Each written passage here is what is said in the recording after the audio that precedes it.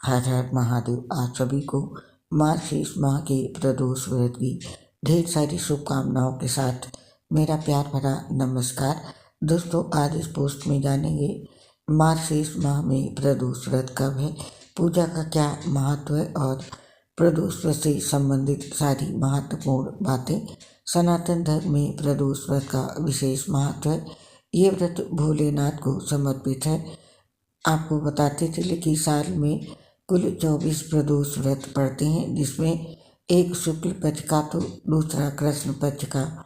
मान्यता है जो भी सच्चे मन से व्रत रखकर भगवान शिव और माता पार्वती की पूजा अर्चना करता है, उसकी सभी मनोकामनाएं पूर्ण होती हैं।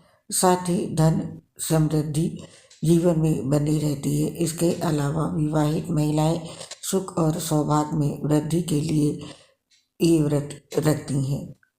बात करने जा रहे हैं मार्गशीर्ष माह के गुरु प्रदोष व्रत की। तो आइए जानते हैं मार्गशीर्ष माह में गुरु प्रदोष व्रत कब है, पूजा का शुभ मुहूर्त क्या है और पूजा का महत्व क्या है। तो पहले जानते हैं गुरु प्रदोष व्रत का महत्व।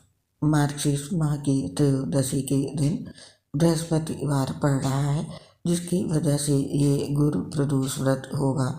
गुरु प्रदोष व्रत पर शिव जी के साथ साथ बृहस्पति देव की पूजा करने का भी विधान है। गुरु प्रदोष व्रत पर भगवान शिव की पूजा करने पर सुख समृद्धि की प्राप्ति होती है।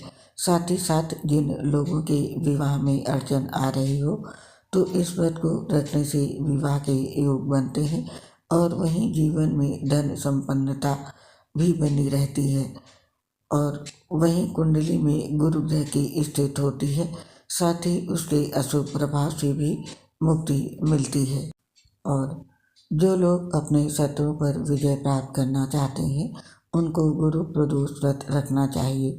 शिव कृपा से आप अपने शत्रुओं को पराजित करने में सफल होंगे। शिव जी के आशीर्वाद से व्यक्ति के दुख दूर होते हैं। जो व्यक्ति गुरु प्रदोष व्रत की कथा सुनता या पढ़ता है उसके कार्य सफल होते हैं। साथ ही गुरु प्रदोष व्रत के दिन विधि विधान से पूजन अर्चन करने से शिव जी के साथ साथ बृहस्पति देव की भी कृपा और आशीर्वाद प्राप्त होता है। तो ये था गुरु प्रदोष व्रत का महत्व। और अब जानते हैं गुरु प्रदोष व्रत की शुभ तिथि और पूजा का शुभ समय। मार्गशीर्ष मास की कृष्ण पक्ष की त्रयोदशी तिथि का आरंभ 28 नवंबर को सुबह 6:24 पर होगा और 29 तारीख को सुबह 8:40 तक त्रयोदशी तिथि रहेगी। उदय काल में और प्रदोष काल दोनों में ही त्रयोदशी तिथि 28 नवंबर को होने के कारण प्रदोष व्रत 28 नवंबर को ही रखा जाएगा। शिव पुराण के अनुसार भगवान शिव की कृपा पाने के लिए प्रदोष व्रत किया जाता है। आपके जीवन में कैसा भी कष्ट क्यों ना हो, आपको इस व्रत के प्रभाव से व्यक्ति को सभी कष्टों से मुक्ति मिलती है। पूजा का शुभ समय नोट कर लें।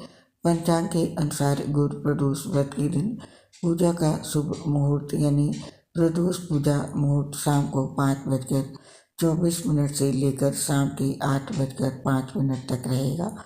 ऐसे में भक्तों को पूजा के लिए कुल 2 घंटे 24 मिनट का समय मिलेगा। और अब जानते हैं गुरु प्रदोष व्रत पर बनने वाले शुभ संयोग का समय। मार्गशीर्ष यानी अगहन माह के पहले प्रदोष व्रत के दिन 4 शुभ संयोग बन रहे हैं। उस दिन सौभाग्य योग और शोभन योग बन रहे हैं। वहीं चित्रा और स्वाति नक्षत्र भी है। गुरु प्रदोष व्रत को प्रातः काल में सौभाग्य योग बनेगा जो शाम को 4:02 तक है। उसके बाद शोभन योग बनेगा जो अगले दिन तक रहेगा।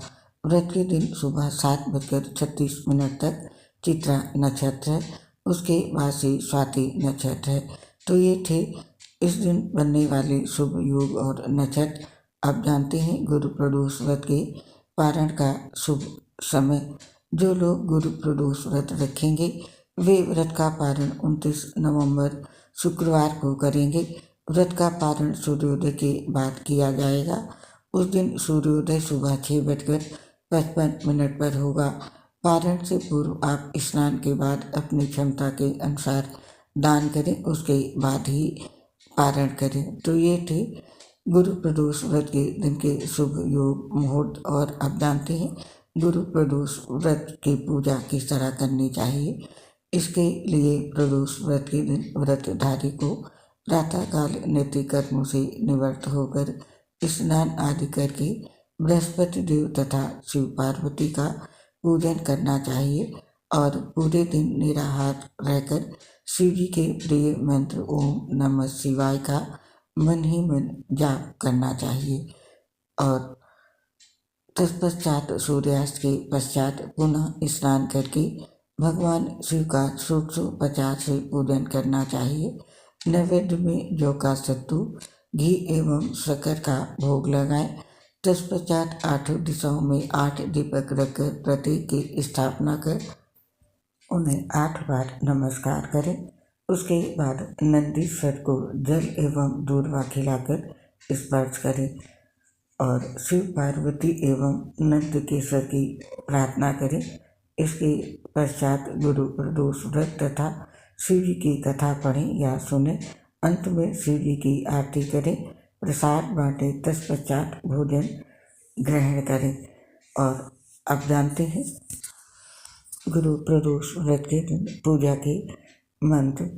प्रदोष व्रत की पूजा के दौरान इन मंत्रों का जप जरूर करना चाहिए।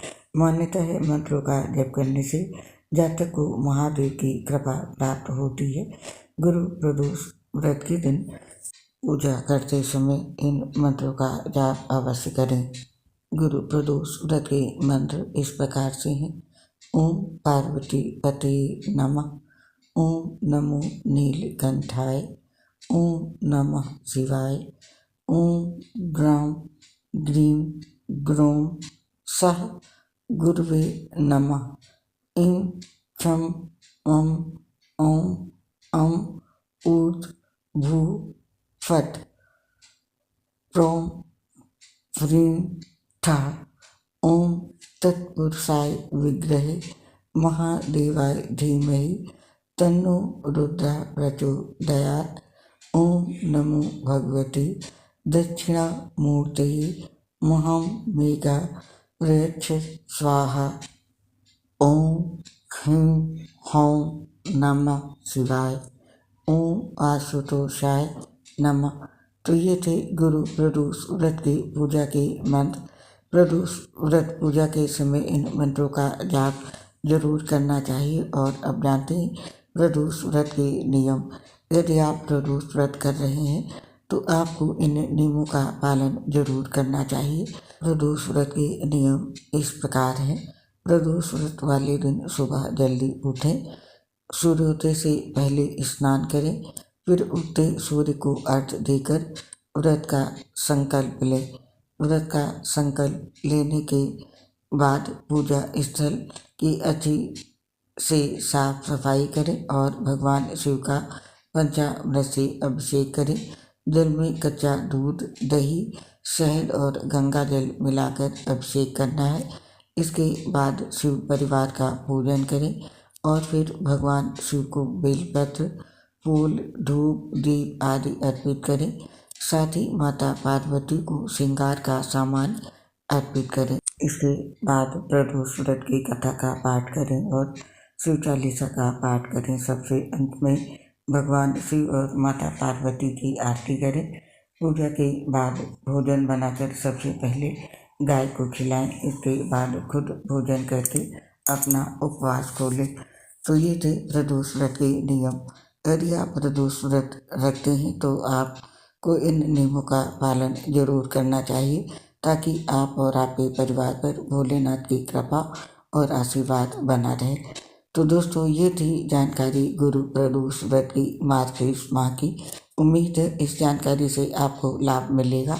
अब हमें इस पोस्ट को समाप्त करने की आज्ञा दीजिए।